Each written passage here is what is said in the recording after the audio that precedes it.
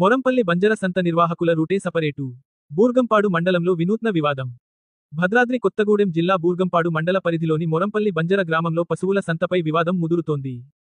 గ్రామ పంచాయతీ అధికారుల నిర్ణయం ప్రకారం గురువారం పశువుల సంత, శుక్రవారం కూరగాయల సంత, ఇలా వారం వారీగా నిర్ణయించిన సంత నిర్వాహకులు బుధవారం కూడా పశువుల సంత నిర్వహిస్తున్నారు.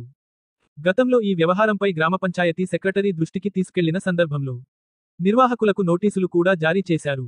అయినప్పటికీ వారు తమ తీరు మార్చలేదు. ఇప్పుడు ప్రశ్నలు ఇలా లేవనెత్తుతున్నాయి. బుధవారం సంత నిర్వహించడానికి వీలిచ్చేది ఎవరు? వారి వెనుక బలం ఎవరిది? ప్రభుత్వానికి వచ్చే ఆదాయం, రుసుముల రసీదులు బుధవారం ఎలా చెల్లుబాటవుతాయి? గ్రామ పంచాయతీ అధికారుల ఆదేశాలను ఉల్లంఘించి సంత నిర్వహించడంపై ఎలాంటి చర్యలు తీసుకుంటారు? గ్రామస్తులు, మండల ప్రజలు ఇప్పుడు ఇదే ప్రశ్నిస్తున్నారు. ఈ వ్యవహారంపై పైస్థాయి అధికారులు స్పష్టత ఇవ్వాలి, బాధ్యులపై కఠిన చర్యలు తీసుకోవాలని మండల ప్రజలు కోరుతున్నారు. పర్మిషన్ కాదు, మీడియా వల్ల వీడియో తీస్తాం. మీరు చెప్పు, మీ వీడియో తీస్తాం, మాట్లాడు,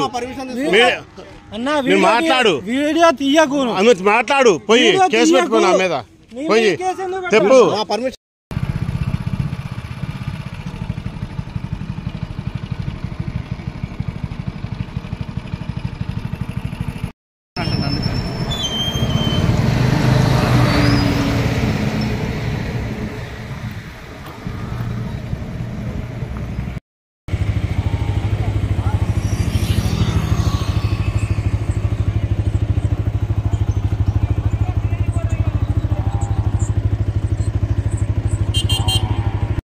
फूटा काट रेडी सरक सरक हाँ कोई फूटा काट और कहता फूटा दे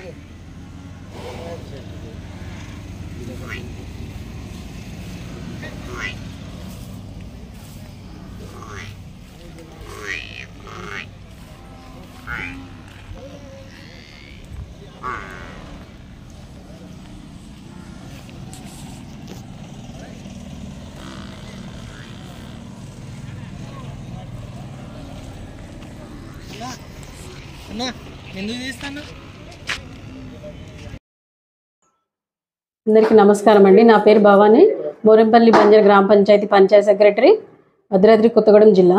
మా గ్రామ పంచాయతీ నందు 2025-26 ఆర్థిక సంవత్సరం కానీ సంత వేలంపాట అనేది నిర్వహించడం జరిగింది. అందులో రూల్స్ అండ్ రెగ్యులేషన్స్ ఏంటంటే ప్రతి గురువారం మరియు శుక్రవారం మాత్రమే సంత నిర్వహణ జరగాలి. గురువారం వచ్చేసి పశువులది, శుక్రవారం వచ్చేసి కూరగాయలది. సో ఇందులో భాగంగా బుధవారం అనేది అసలు నిర్వహించకూడదు. ఇలా రూల్స్ ఎవరైనా వయలేషన్ చేస్తే చట్టపరమైన చర్యలు వాళ్ళ మీద నిర్వహణ జరుగుతుంది. అదేవిధంగా ఈ మధ్యకాలంలో ఎవరైతే సంత వేలంపాట హక్కులు పొందారో వాళ్ళు బుధవారం రోజున ఆ సంత అనేది నిర్వహిస్తున్నారు అనేది మాకు కంప్లైంట్ రావడం జరిగింది.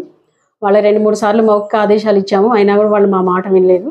ఇందుగా వీళ్ళ మీద చర్యలో భాగంగా మేము వాళ్ళకి నోటీసులు అనేది జారీ చేయడం జరిగింది.